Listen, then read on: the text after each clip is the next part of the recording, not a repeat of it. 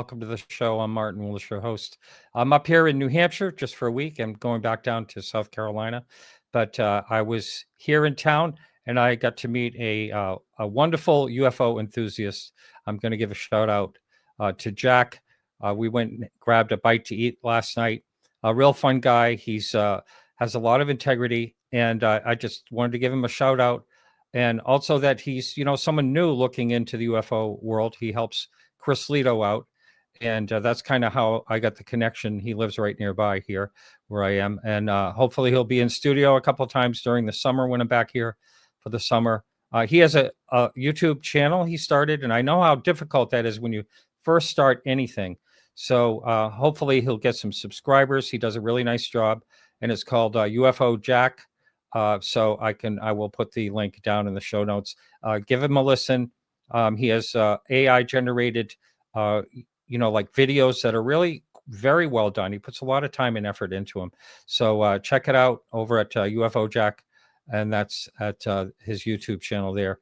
And so the blog this week, I should say, also I'll pull that up too, is a interesting blog by Charles Lear, and it's I don't know why that's not going to that tab, but anyway, that's all right. It is what it is. But it's let me tell you the title to that. It's called UFO over Wannock, New Jersey. He talks a lot about the of course the drones that we all heard about. And I got to tell you something about the drones. I'm going to talk about that real quickly.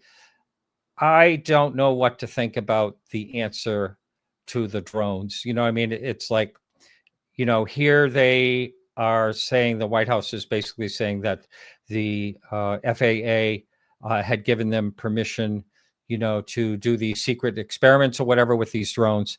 And that was all explained, nothing to worry about. But, the FAA was actually, researching what was going on. They said, a few weeks ago, they didn't have a clue to what was happening. So I don't know if I really buy that explanation. It'd be interesting to hear other people's thoughts, but I'm not really convinced. And, I'm not everything has to be a conspiracy, but there's something a little odd about that in my opinion. I'm really excited to have our guest tonight, Robert Salas. He's a retired Air Force captain, and he had an incident over Malmstrom back in March 16, 1967, when 10, warheads went down when there was a red glowing object above, unexplained. There are people that have tried to debunk that. We're going to talk a little bit about that too, and a lot of other things tonight. It'll be great to have him on. And also just, to give you a heads up of what's coming up. We have next week is Robert Powell and Dave Fulch. Dave Fulch is a FLIR camera expert. We're going to be talking about that. We're actually going to be talking about a couple of, debunking in the latest Nova special on UFOs, where Kirkpatrick is trying to debunk the Aguadilla UFO. We're going to be talking a bit about that and how that doesn't really make any sense. And I am very honored to welcome someone who I've hung out with and enjoyed his company, Robert Salas. How you doing, Robert? Hi, Martin. Doing good. Good to be with you. Yeah, great to have you. And, it was really fun. I should dig up the picture I have of you and I freezing our butts off in Washington, D.C. outside in the middle of the night. That was really something in November. So I can't remember. What time did you show up there? Oh, gosh. I think I went to the wrong entry first. And then I was met by another guy who took me to the right entry. That was around, 4:35 in the morning, something like that. Yeah, that's right.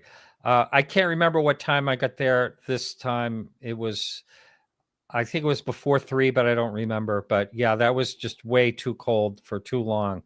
And but we got in, and a lot of people went to you didn't go to the wrong entrance. You went to the entrance that opened at 8 instead of 7:30.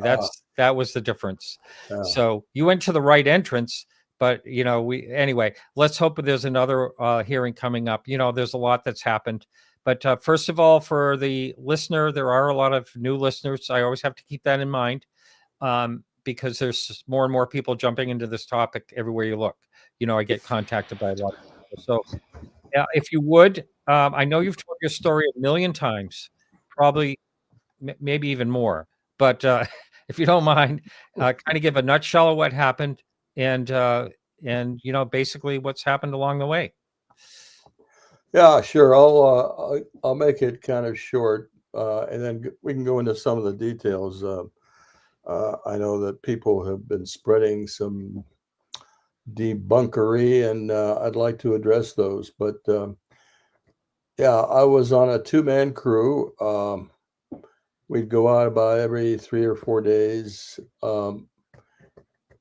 and our duty was to go to these launch control facilities, and we had about 15 of them at the time in 1967. And uh, it turns out our facility that we were basically assigned to was Oscar Flight.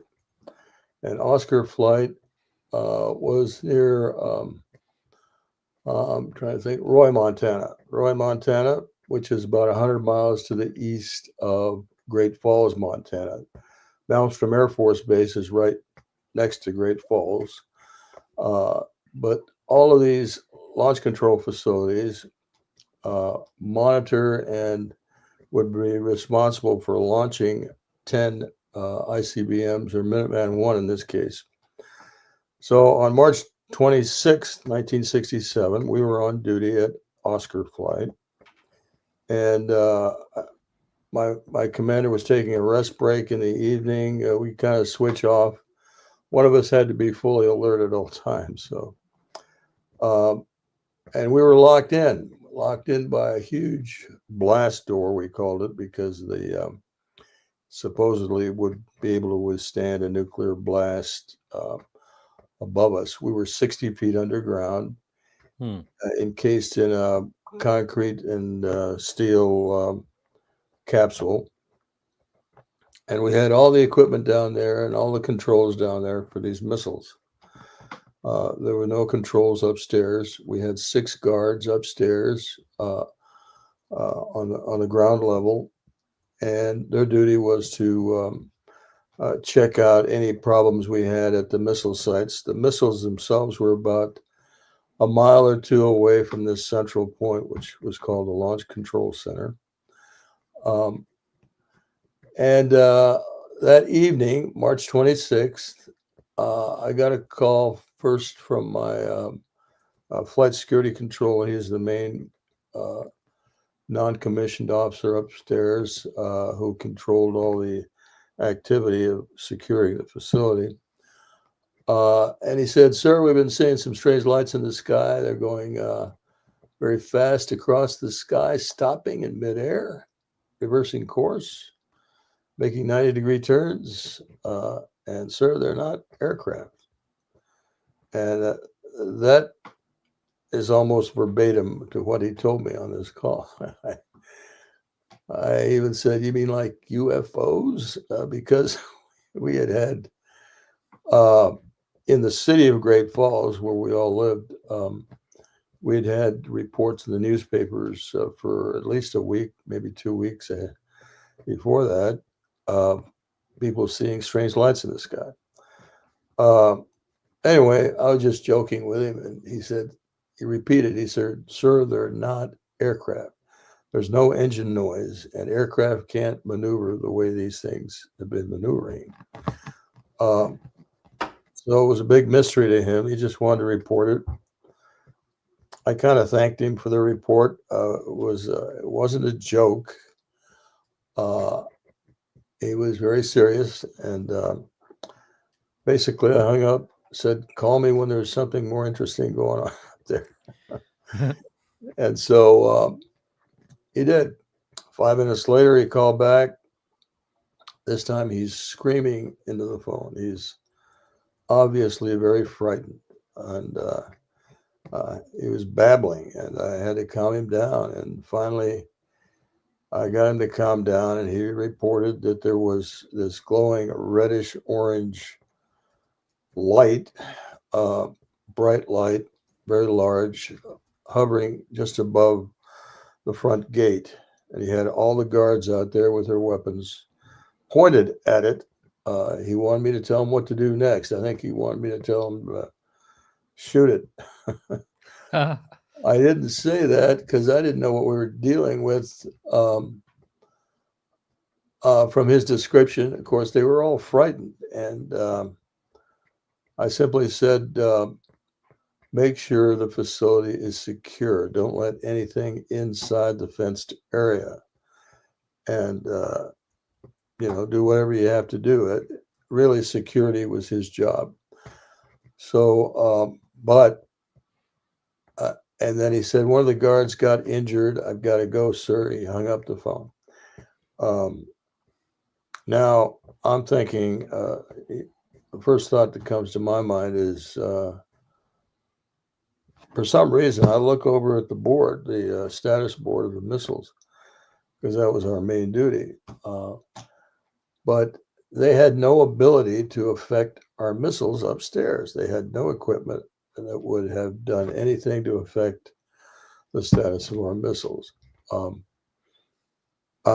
then it dawned on me that, yes, we were under some sort of an attack.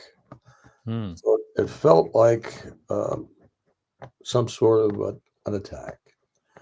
And I went over to wake up my commander, and just as I was about to tell him about the phone calls, the missiles go, we have a large, loud horn that goes off, and our horn goes off, and we look over there, and sure enough, one of the missiles just went no-go, or a large red fault light came up, and very shortly thereafter, all 10 of them had the same fault light.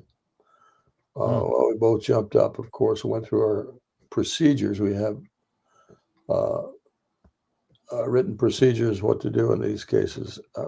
Not in a case where they all go down, but if any of them goes down. And we had a way of querying the system for what could be the problem. And messages we got back on all the missiles was guidance and control system failure. I want to emphasize there was no power failure, as some people have said. Right. We had power the entire time. There was no intermittent glitch of power. At any rate, guidance control system failure. We had to report back to command post, and we also had a couple of incursion lights, meaning something or someone might have entered the fenced area where the missiles are located. Again, they were about a mile or two away from us in a kind of a ring around our central location. So I had to report that to the guards upstairs and direct the guards to go out and check it out. Of course, when I called back up, first thing I said is, what's with his light? And he said, it just flew off, sir, just as you called. So it was up there during these missile shutdowns. Now, of course, this was very mysterious. We've never had anything like that happen before or since. I was there for 3 years on duty, and nothing like that ever happened.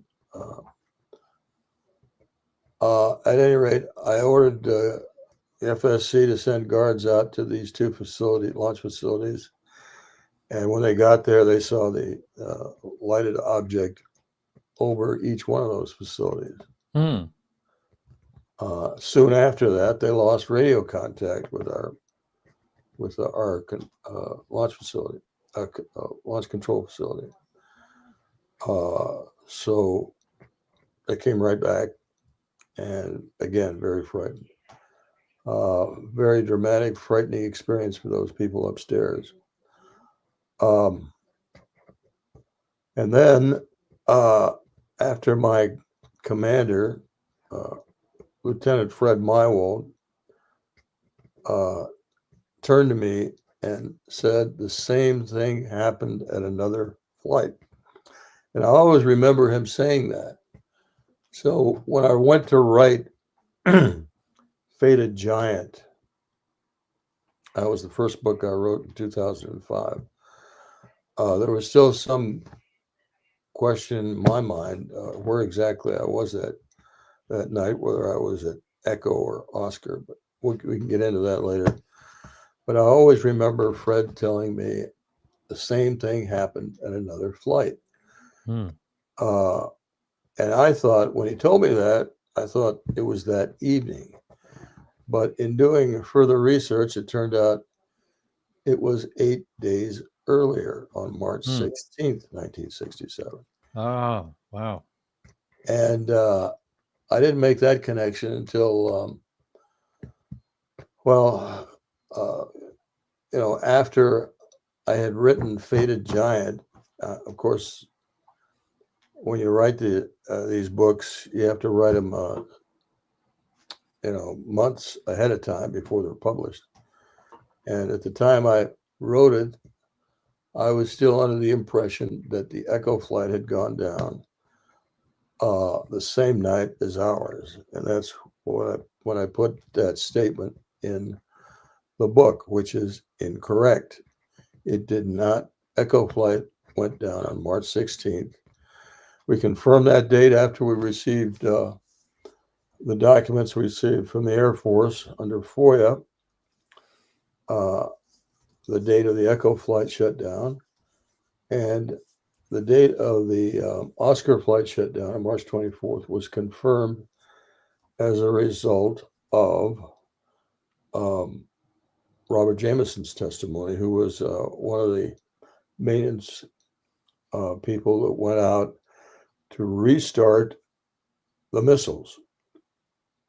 The missiles do not, as has been stated by some people, simply reboot. It's not like rebooting your computer. It's not the same. And the reason is, especially after a guidance system failure, the missile has to be reoriented and checked out. I'm sure. To make sure the inertial guidance system is set so that when the missile is launched, the missile will be able to calculate its direction and distance, etc., speed, and calculate where it is going and what target it's going to. These missiles are pre-programmed for targeting. They do not reboot. It takes an entire team of maintenance people to go out there and physically reset certain aspects of the guidance system. We had an inertial guidance system. Of course, we didn't have GPS at the time, so we didn't have a way of simply connecting it to a satellite for navigation. We had gyroscopes, we had accelerometers, we had those kinds of things that would, again, after launch, calculate speed, the azimuth, etc., and calculate kind of a course for it to go on target. So that's an involved process. It must have taken at least a day or two to bring all those missiles back up on alert manually. Right. So March 16th was 8 days ahead. Yes. And what was the date of the encounter that you were involved in? Okay. My incident occurred on March 24th. Right. Okay. Yep. Yeah. Yeah. And the reason I think the video you sent me, the guy that was talking there referred to the belt incident. Very briefly, a truck driver was driving through the town of Belt on March 24th, 67, and he happened to notice a bright light to his left, looking out the driver's window, and and it seemed to be not following him, but pacing him, going the same speed. And he kept looking over there, and it blinked at him. It blinked at him. He stops his truck, gets out, and checked this bright light to his left. It was in the sky. And then it stopped. It hovered and then went down into a gully in the local area there. The truck driver calls the highway patrol. Highway patrol comes out. They both look down this gully and they see this object, and it actually rises right in front of them and flies off. But the fact is, this was confirmed by the highway patrol. Then they stop a driver coming by and ask him to contact the Air Force. I think I got that right. One way or the other, the Air Force at Malmstrom was contacted and asked to come out and check this out. They did come out. They checked it out and decided to hold the maintenance crews in the maintenance building before they would send them out to Oscar flight. But Robert Jameson was part of these maintenance people that was called in and told all of Oscar flight was down, and he could see it on the board they had, and that UFOs had been seen in the area when it went down.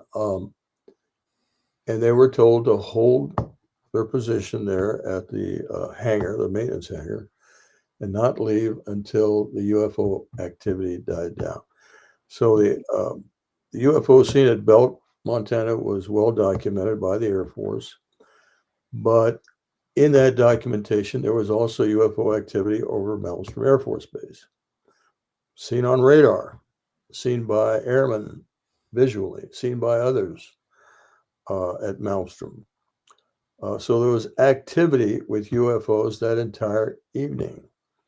And this was written up in a report by the base operations officer, who happened to be also working with the Condon investigators. At the time. The Condon investigation was ongoing at the time. And they didn't want Condon's investigators to get wind of this, because the whole objective of that fake investigation was to give the Air Force an excuse not to have to report to the public about UFO sightings. To get rid of Blue Book. And get rid of Project Blue Book, yeah. Get rid of Project Blue Book and any Air Force reporting to the public. They just wanted out. And so that was a farce investigation. I think that has been proven. But I also talk about that in my books. Therefore, there was a cover-up by the Air Force. They did. We can go into that if you want later. But yeah, that is how the date and the number of missiles that went down and the fact that it was associated with UFO activity was confirmed, besides my testimony and the testimony of my commander, Fred Mywald, which I have on a written and audio tape. I've got the Echo Flight Commander, Walt Fiegel, also on audio tape. This is all with their permission. And anybody that wants to look at the evidence that I have and listen to these audio tapes can go to my website, spiralgalaxy.org. Oh, I'm going to have to get that. I'm going to have to put that in the show notes. Spiral. Yeah. I didn't even know that you had that. Spiral Galaxy. Is that what you said? Spiral Galaxy, all one word, lowercase, .org. Okay. Anyway, I'll get that in the show notes for everyone to check out. They can listen to the audio tapes. I have the letters up there that I received from the commander of Echo Flight, a man by the name of Carlson. And I've also got a YouTube channel. It's Bob Salas at Giant Head 3. Bob Salas at Giant Head 3. And if people want to go there, they can review the short videos I've made about this entire affair. Excellent. Okay. Well, that, this whole thing, I mean, it's always been one of the baffling cases. And I know, I sent you that Brian Dunning, debunk. And when I watched that, I sent it to you, but I had your wrong email address from when you were on back in 2013, I think it was. But anyway, right. I mean, that I listened to that Brian Dunning and I'm thinking, what is he talking about? And the problem with when someone comes out with a documentary and people watch it, they take everything as gospel. A lot of people will think, for instance, he says something along the lines, the missiles were only out for 40 seconds to a minute and 30 seconds. They were out for a day, right? Weren't they out for at least a day? Yeah. Yeah, that is not and that's true. Just one of them. And the power went out and the generator, all that stuff. And but the guy that he had, the missileer or whatever he was, that was actually there, who was, had such a bad attitude. I would have known about this. I would have heard about this, and I've never heard about it, this happening. And it's like, what do you say to something when someone says something? I'll tell you what I would tell him. Echo Flight went down on March 16th, 1967. In the 2 more years that I was there at Malmstrom, and we would go out and get briefed every time we went on alert, briefed about any problems with the technical aspects of the missiles, any maintenance programs going on, any changes in the hardware, anything at all, really. And we never heard about the Echo Flight shutdown. We never heard about the investigation that was ongoing about the Echo Flight shutdown.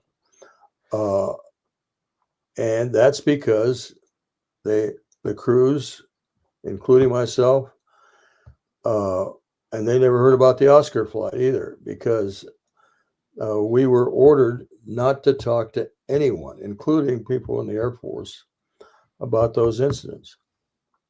In my case, I signed an NDA, and so did my commander.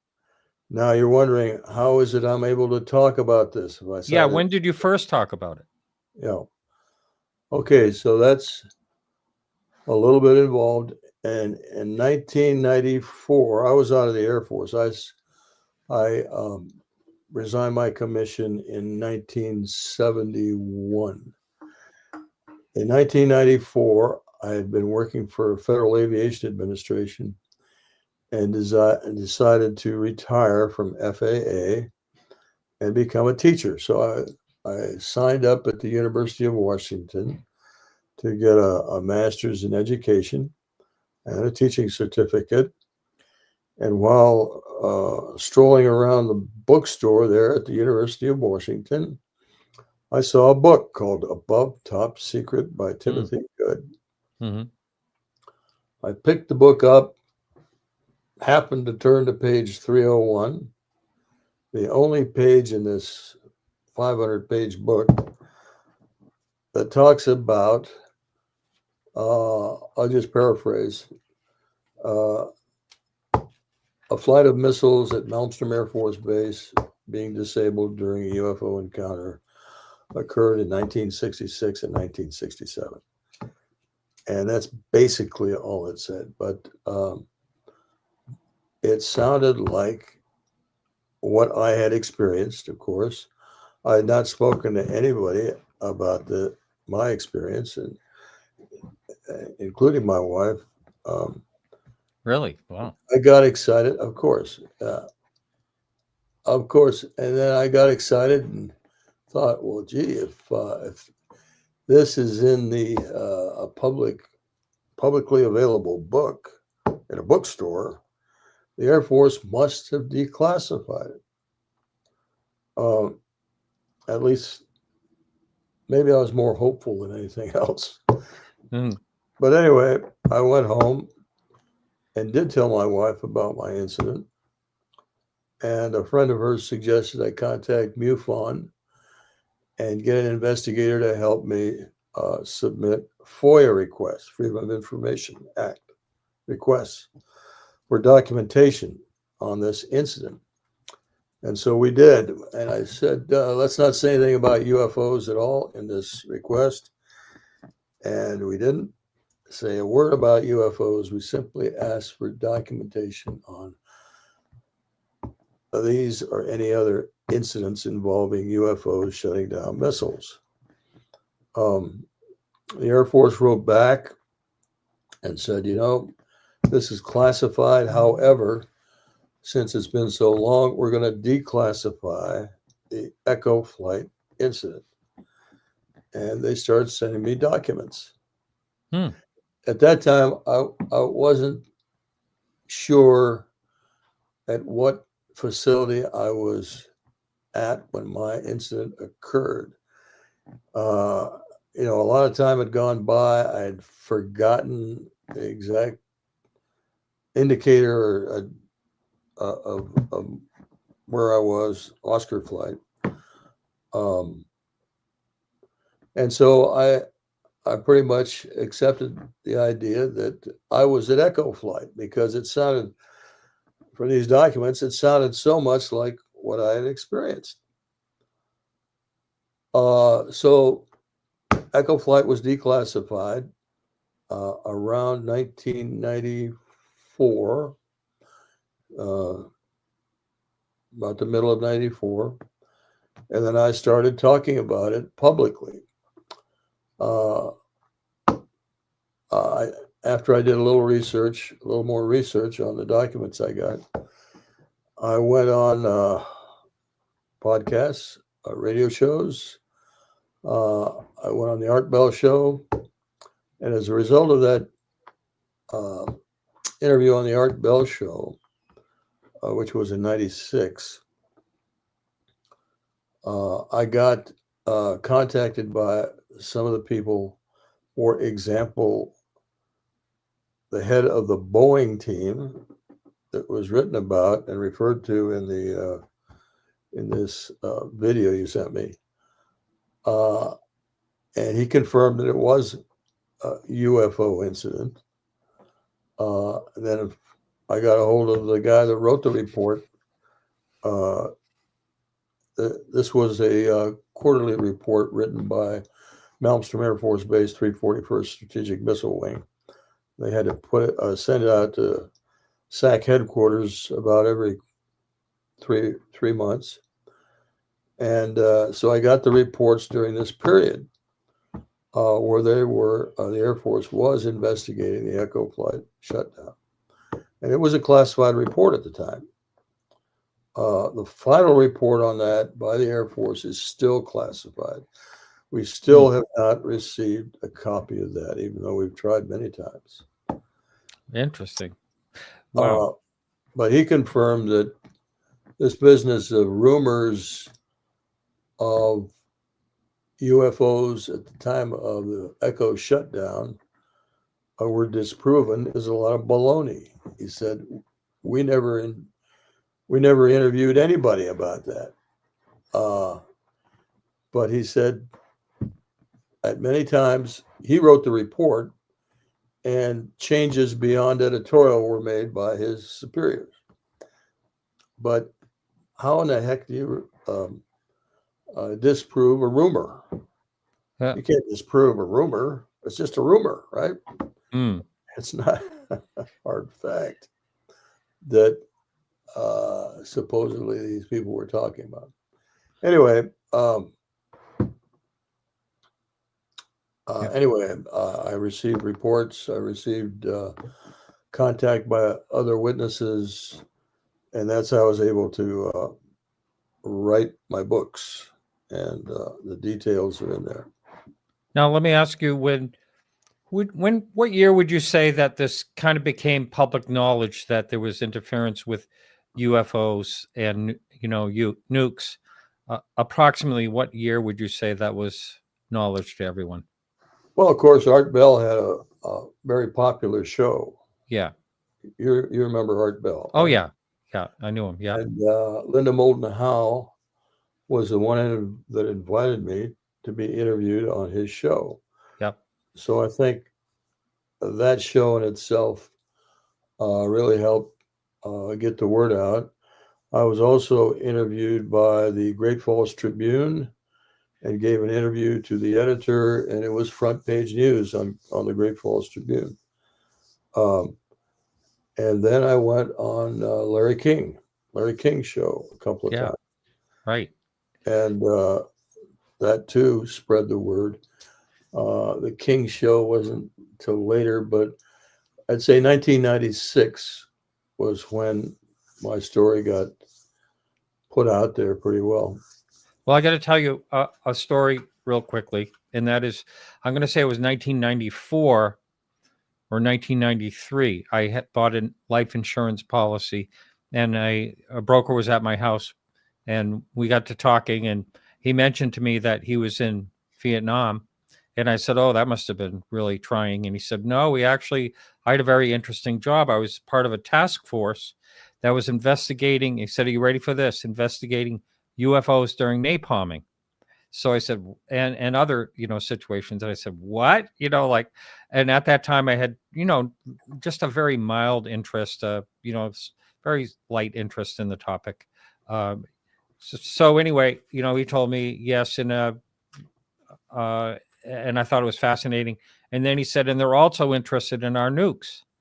And he said they're interfering nukes. And he said one was over a missile site and things like that. I remember him talking about that, and that was like in 1994. So I don't think he got that from Art Bell, listening to Art Bell, but I don't know. Well, 94. I was talking about it, but I'm not sure if I had done anything public in 94. However, I'd have to refer you to Robert Hastings' book, UFOs and Nukes. I'm not sure when he published that, but in there, of course, he talks about various incidents. And great book. And again, this happened in 96 at Minot Air Force Base.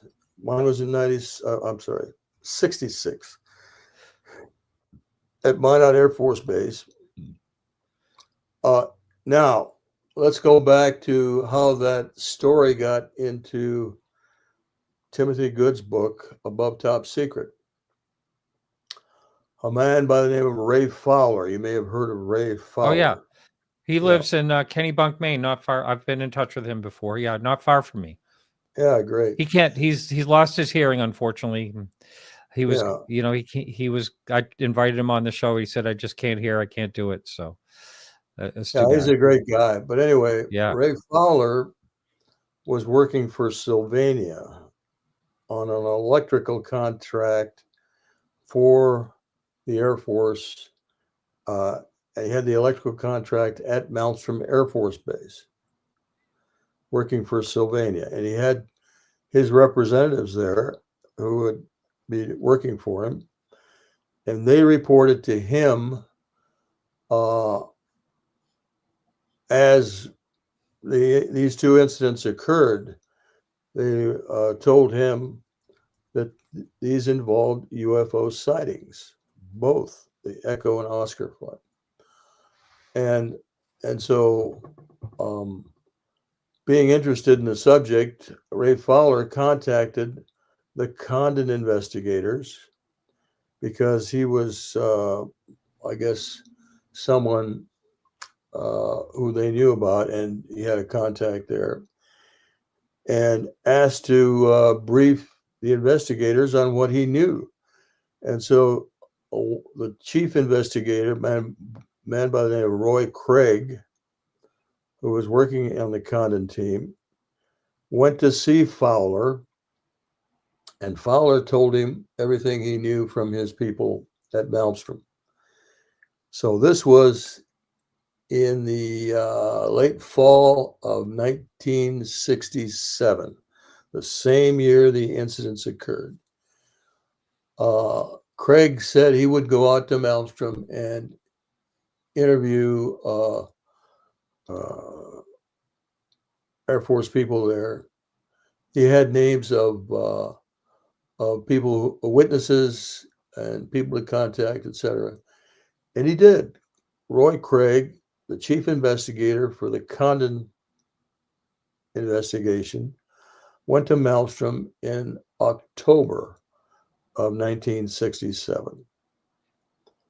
And he interviewed Lieutenant Colonel Lewis Chase. Chase was the one that wrote the report on the belt sighting, the one I described to you about that truck driver.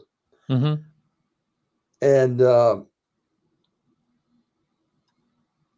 And he was also designated to help the Condon investigators with their investigation on the UFO question around U.S. Air Force bases. So he should have been in the know about what happened that evening and also the Echo flight investigation. Well, I've got all that on tape.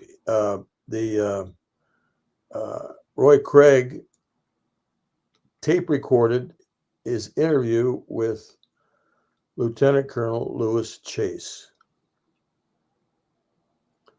And in that interview, I point out, in my latest book, I point out where he lied. In fact, if you go to my, if you go to my YouTube channel, I think it's there, I go into specifically how Chase assisted in this cover-up. Mm. But bottom line is, Air Force covered it up. Roy Craig, after speaking with Robert Lowe, who was the deputy to Condon, they both decided not to pursue getting the final report on the Echo flight shutdown. And they were actually, Craig was actually introduced to the officer who was running that investigation, and he was told that he would have to go back to Washington and contact this Colonel Hippler, I think his name was, to see if he could get access to that report. But when Condon got the contract to do this for the University of Colorado, he was told in writing by the Air Force, and I've got a copy of that document, that they would have access to anything having to do with UFOs and Air Force bases. And so they had the ability to ask for this still secret report on the investigation of the Echo flight shutdown, but they did not pursue it.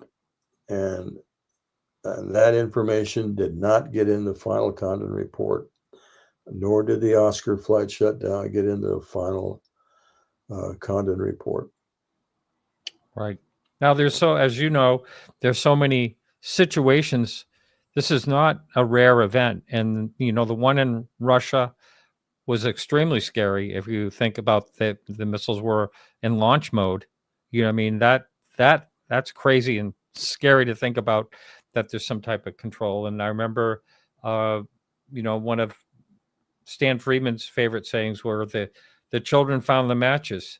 And, that's the whole nuke thing, is there's some type of connection there between, possibly trying to, make us realize we can annihilate our species or whatever it is. I'm not really sure what the connection is. And, we can all speculate, but I really, there you go. You're up at the right height now. I see. That's good. Thank you. And so we have a couple of questions that keep popping in, and I've often wondered this one to ask you this question, and thank you, Wyatt, for this. And did the soldier that was up above that witness the red, glowing object, did he have any type of, radiation or any type of injuries at all from that? No, he was not injured by the UFO in any way. He cut his hand, and I never got a complete story on how he cut his hand, but I heard two possibilities. One, he somehow grabbed onto the barbed wire fencing we had around the facility upstairs and gashed his hand. Another possibility was that he got his hand jammed in the housing of his rifle somehow and got a cut. I did get confirmation from another airman in writing, stating that he heard both those possibilities back at the barracks where they all stayed. These airmen tried to contact me the next morning after I got relieved. Our crew was relieved. The next morning, I got a call from these guards, and they were begging me to come out and talk to them. And God, I really wanted to do that. I wanted them to get their, sense, their feelings of how they felt seeing this thing, and I couldn't. I had to turn them down because I had already signed this NDA not to do that. Hmm. And when you sign an NDA like that, are there like, I don't want to say threats, but guidelines of what what could happen if you break that NDA? Yes. As a matter of fact, I read it quickly before I signed it. They were pushing me to sign right away, but the phrase I will never forget is you will spend prison time in Leavenworth Prison. Oh, jeez. Yeah. They had that specified. So yeah, it was enough to frighten anybody. And so I didn't speak about this. And again, the only reason I came forward is because I thought the Air Force had declassified my incident and that I was at Echo Flight. I was not at Echo Flight. I was at Oscar Flight, which has happened 8 days later. I didn't find out I was at Oscar Flight for sure until I was notified by my commander, Fred Mywald, who I finally contacted sometime in 1996. And he informed me that we were at Oscar Flight, not Echo Flight. But now, did you weren't threatened, by having that accident, were you? Threatened? Yeah, I mean, you broke the NDA. Well, so I had a choice to make because by then, by 96, I told you I'd been on the Art Bell show, and I had given an interview to the Great Falls Tribune. I had spoken in other places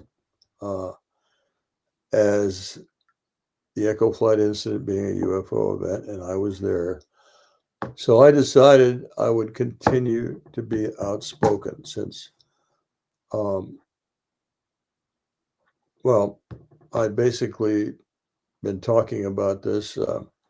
And so I decided, why not just continue? I had not been contacted by anyone in the Air Force or anyone else to stop talking about this. To this day, I have not been contacted by anyone notifying me that I was in violation of my NDA. That's good. I hope they're not listening tonight. Oh, I hope they are. All of them. In fact, I gave a complete documented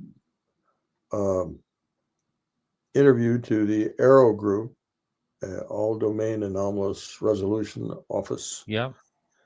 In February of 2023.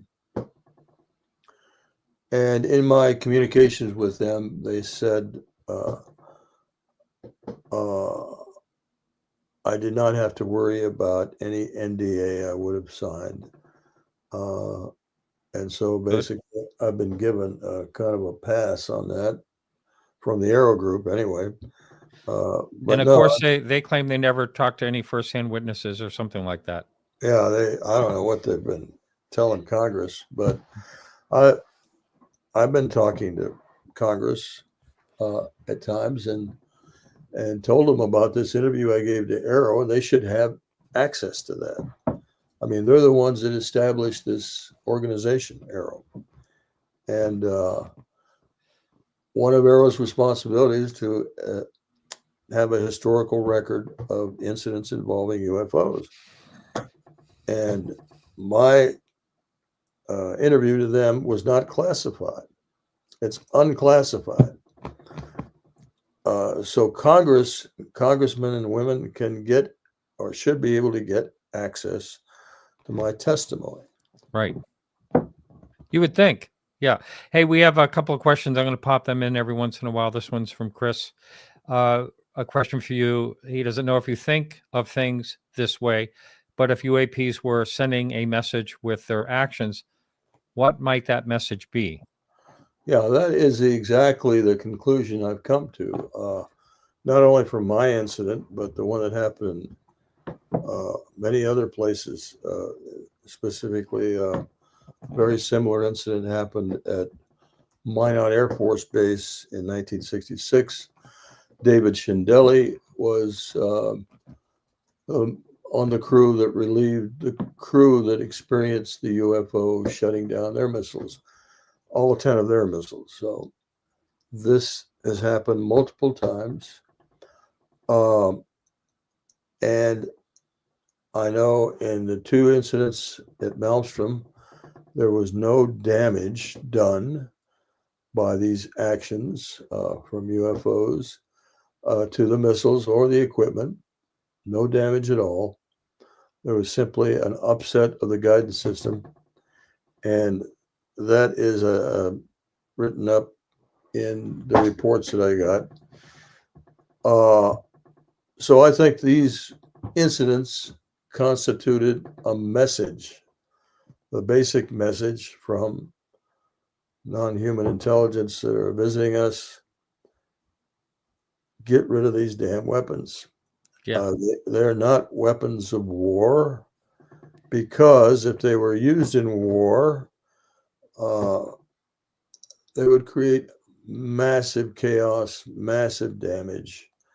It would be the ending of our species, basically. Yeah, it really would be. I mean, the Earth would be uninhabitable. So what the hell is the point in having them? Right. And that's why I go into detail about this concept of nuclear deterrence, which was started in the 50s, I think.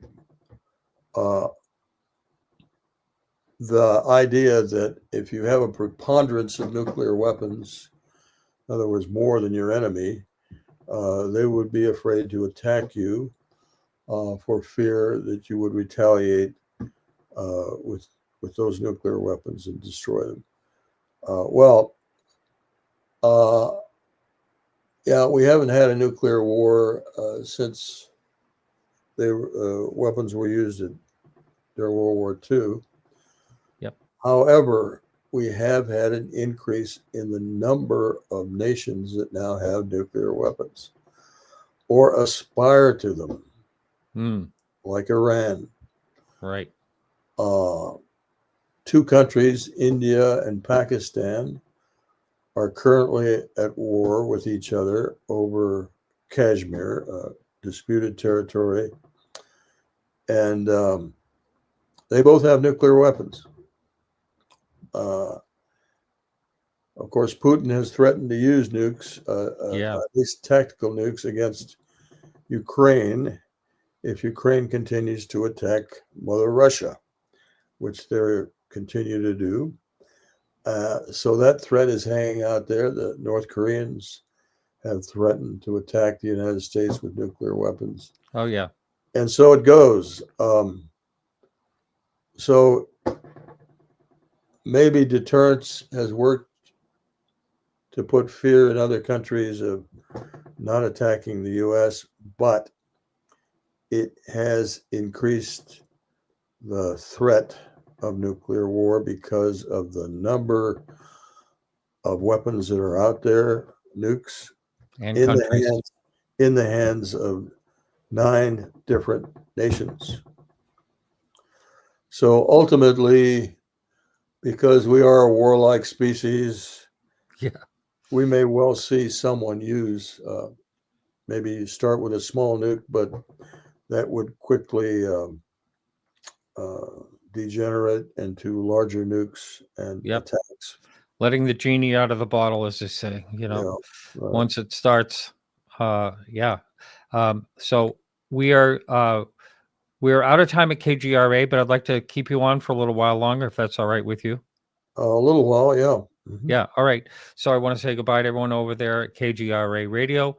We'll be back again next week, as I mentioned, with Robert Powell and David Falch. And that should be a very interesting show. So continuing on, I mean, I don't know what the answer is to the nukes, and that scares me, the whole situation. And right from the very beginning in the late 1930s, when, it was invented. I'm trying to think of the woman, husband and wife, that basically figured out the splitting of the atoms. They won a Nobel Prize. Oh, Second, yeah. yeah. Well, it But right wasn't from a the beginning, they knew what it would do. They knew what it could do. You know. Yes, absolutely. It wasn't a husband and wife. Lisa Meitner was a nuclear physicist that worked for a German laboratory headed by a name of Bonn, I think, Bohn, if I'm not mistaken. Maybe I'm wrong about that. But of course, he was under Nazi rule at the time. This was around 1936, 37. Lisa Meitner was a Jewish woman, and she decided to leave Germany. But before she left, she worked with Bonn. I think his name was Bonn, to develop a test of bombardment of, I think it was barium atom uh, with neutrons.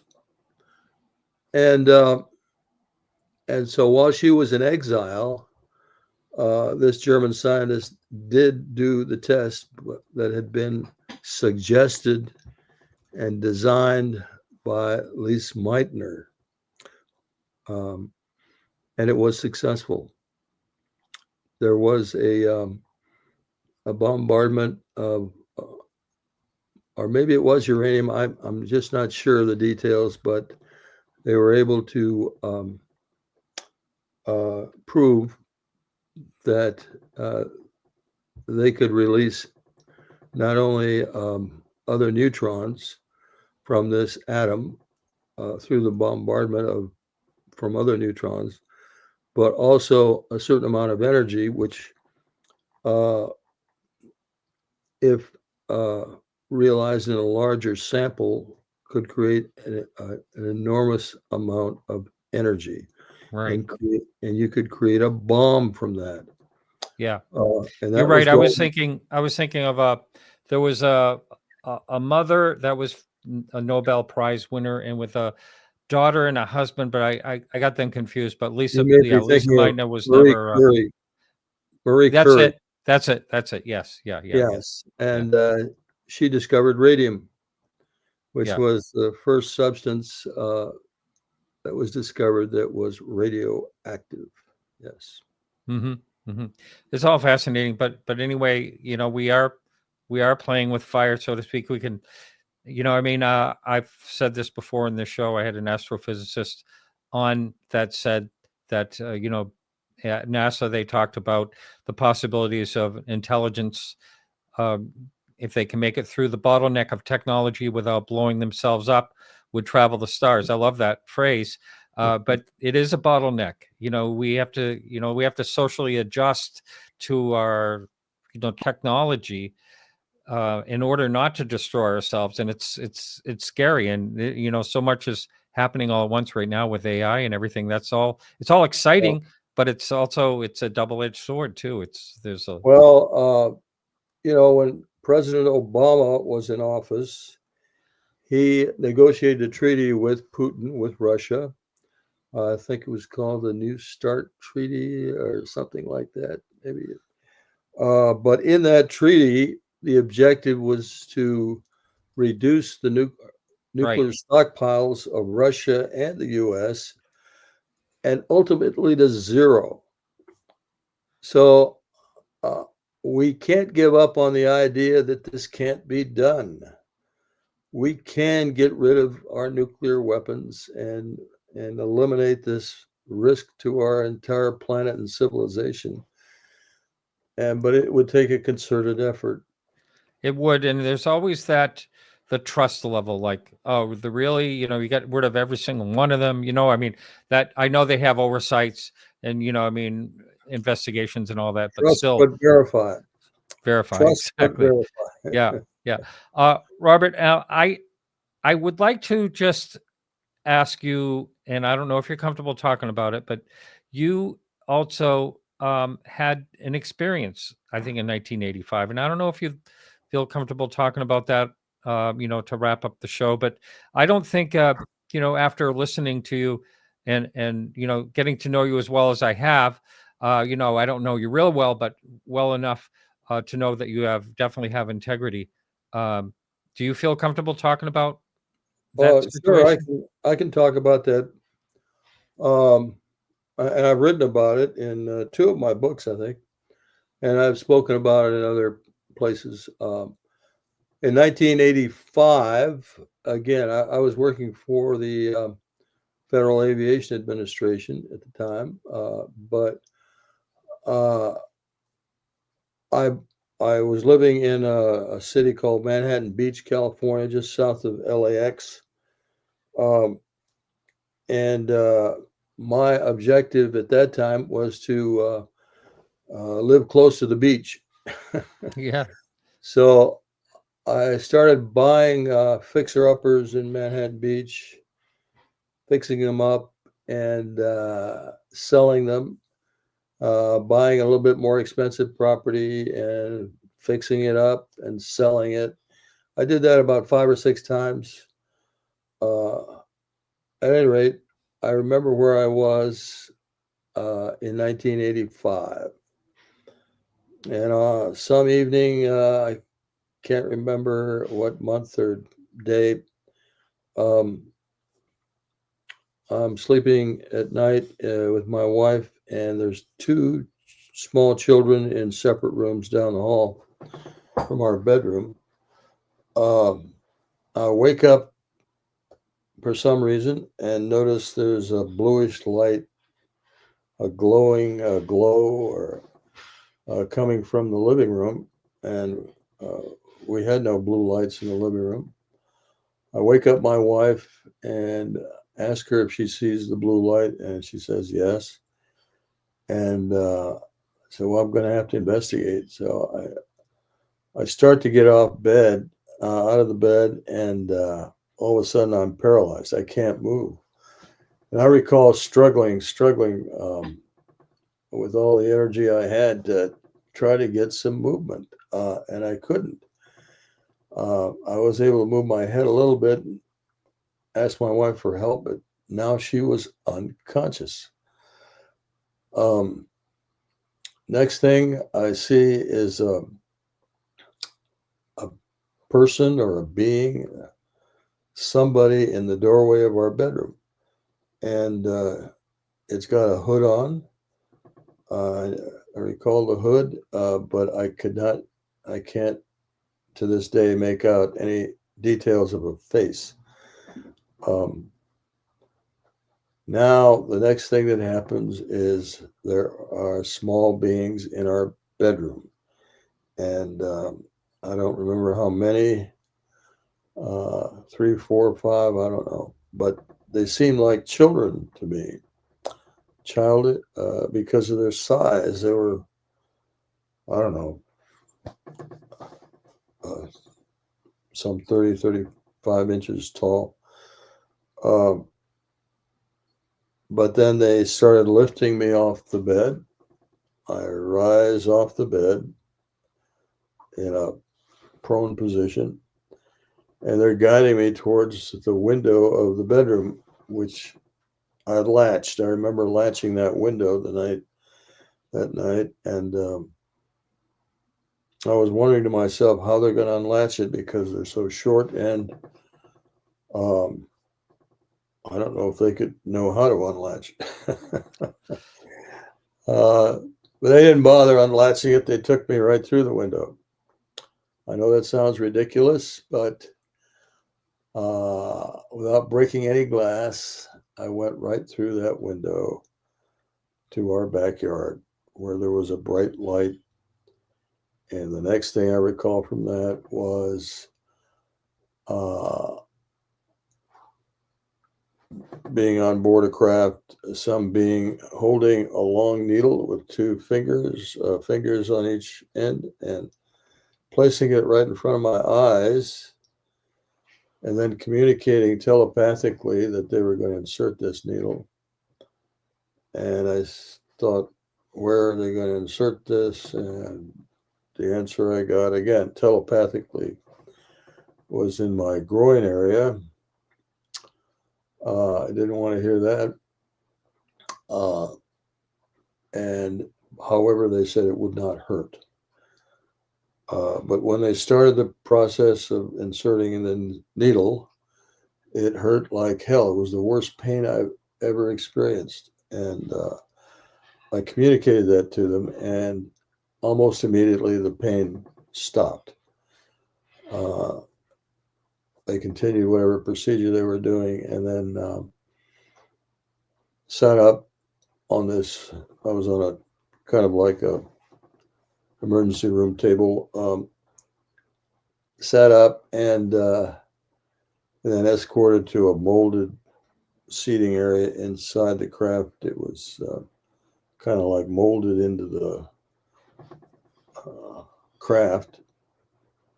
Sat down and waited a little while, and then they guided me. And we were floating this entire time. We weren't walking, we were floating, and guided me over to another cubicle. That being turned me around, pointed two fingers down my spine, and that's all. And then turned me back around. That didn't hurt at all. And then these two beings again escorted me down a curved hallway, bright light at the end, and I was back in my bed. The next morning, neither I or my wife remembered any of this, any of it. We didn't speak about it for about 24 years, I think it was. And 24 years later, we were in Ireland. I was giving a talk there, and there was another experiencer at the conference speaking up there to the audience, and she mentioned that during her experience, her room filled with this blue light. And I turned to my wife because somehow I remember a blue light. And I said, "Do you recall a blue light in our bedroom?" It's a long time ago. And she said, "Yes." That was confirmation to me right there that this really did happen. It was not a dream. Now I had, again, unspecified memories, little bits and pieces of memory about that. At that time, again, 24 years had passed. But there happened to be someone who had worked with experiencers in doing hypnotic regression with them at that conference. And I had my first hypnotic regression that evening and started to recover some of these memories that I just told you about. And then when we got back to the U.S., I had a couple more sessions with another therapist, and then finally another session some years later, and that's how I was able to recover what I just told you. This person says, he hopes it's validating to hear other people going through the window and walls. I mean, it's a crazy story, but I don't discount it. I mean, I give you, I compliment you for being able to tell it, because it must have been hard to come out with it the first time. And but I don't. I remember hearing about this. Someone told me about it. I said, no, not Bob Salas. And I said, yeah, he had. And I said, you're mixing him up. He had a nuke thing. But yeah, that's really quite a story. And for you to say that you telepathically communicated, that you hear that also quite often. Were you scared? I was when I was in my bedroom initially. Of course, like I said, I had two small children in the house, and of course my wife, and I didn't know what was going on. I mean, this was pretty frightening, especially when I saw this being in our doorway with a hood on. Now, it's a kind of a nightmarish situation. So I was frightened for a while. Mm-hmm. Now, do you remember? I'm going to ask you I'm going to rapid fire some questions.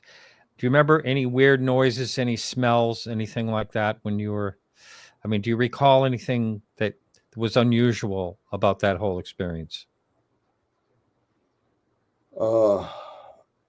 Weird noises, or absence of noise. Well, yeah, I remember it was very quiet, very, very quiet during this whole thing. So I can't recall any noises per se. Mm-hmm. What about? I know it sounds really weird, but odors. People have claimed they've had this experience, and they had this. There was a very strange odor. Again, I don't recall any odors. Some of the happenings may have been blocked up for some reason, but yeah, and there may be more I can learn. But right now, I don't recall any. Now, as far as the blue light goes, I haven't had an experience like this, but my, one really strange UFO experience in California, in the Carmel Valley is where it happened. The object had a blue glow around it. Now, it was I think they call it like a cool blue. It was sort of like a metal. I think it looked like a metallic type of situation where the disc, but it was a blue glow around it, all the way around it, like almost like plasma or something. And there are other people that have claimed the blue glow. I've heard it as well. So yeah, that's something. It's really something also that you suppressed the memory, and then something triggered it. Like the Allagash incident. There's so many times where something triggers the memory of it, and right. And my wife has a different recollection of that evening. When she saw the blue light, she said it was more like a blue-gray light, and it seemed to be almost like part of a gaseous substance that was filtering into the room as a blue-gray light. So she has a slightly different recollection of seeing the light. Did she happen to see the figure as well, or she just went unconscious? No, she was. The way she tells it is once she saw this blue light coming from the living room, she played ostrich. I can't. She I can't. Buried her head under the pillow. Yeah. You can't blame her.